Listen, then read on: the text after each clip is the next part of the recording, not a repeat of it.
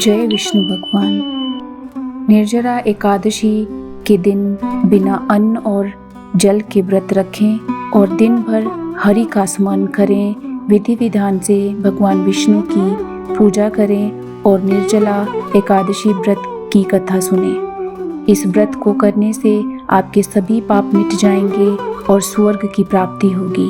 इस व्रत को भीमसेन ने भी किया था, इसीलिए यह भीमसेन एकादशी कहलाती है। इस व्रत का पूरे साल तक इंतजार रहता है। आइए जानते हैं निर्जला एकादशी की व्रत कथा। निर्जला एकादशी व्रत कथा। पौराणिक कथा के अनुसार एक बार भीमसेन को इस बात की चिंता हुई कि उनके सभी भाई और माता कुंती दान पुण्य व्रत आदि रखते हैं, लेकिन वे व्रत नहीं कर पाते। ऐसे में उनको जीवन के अंत में मोक्ष कैसे मिलेगा? इस चिंता का समाधान लेने के लिए वो वेद व्यास जी के पास गए। उन्होंने वेद व्यास से कहा कि उनके सभी भाई और माता व्रत करती है, लेकिन वे व्रत नहीं कर पाते।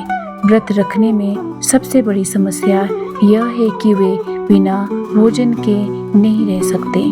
तब वेद व्यास जी ने भीमसेन से कहा कि यदि तुम स्वर्ग को अच्छा और नर्क को बुरा जानते हो तो तुमको प्रत्येक माह की दोनों एकादशी का व्रत करना होगा। उस दिन अन्न का सेवन नहीं करना होगा।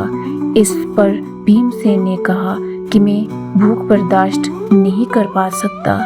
उनके पेट में वृक्क नामक आग है जो भोजन करने से भी शांत नहीं होती। इस वजह से उनको बार बार भोजन करना पड़ता है। इस वजह से इस व्रत को वो नहीं कर सकते। उन्होंने वेद व्यास जी से निवेदन किया कि आप कोई एक ऐसा व्रत बताइए जिसे पूरे साल में केवल एक बार ही करना हो और उनके पुण्य प्रभाव से पाप मिट जाए, जीवन के अंत में स्वर्ग की प्राप्ति हो। इस पर वेद व्यास जी ने कहा कि हर माह में 2 एकादशी व्रत होते हैं। जो व्यक्ति साल के सभी एकादशी व्रत विधिपूर्वक करता है उसे हरि कृपा से मोक्ष की प्राप्ति होती है। वह जीवन में मरण के चक्र से मुक्त हो जाता है। वेद व्यास जी की बातों को सुनकर भीमसेन परेशान हो गए कि उनको भी 24 एकादशी व्रत करने होंगे। वे बिना भोजन के नहीं रह सकते, तो वह क्या उनको पाप से मुक्ति नहीं मिलेगी?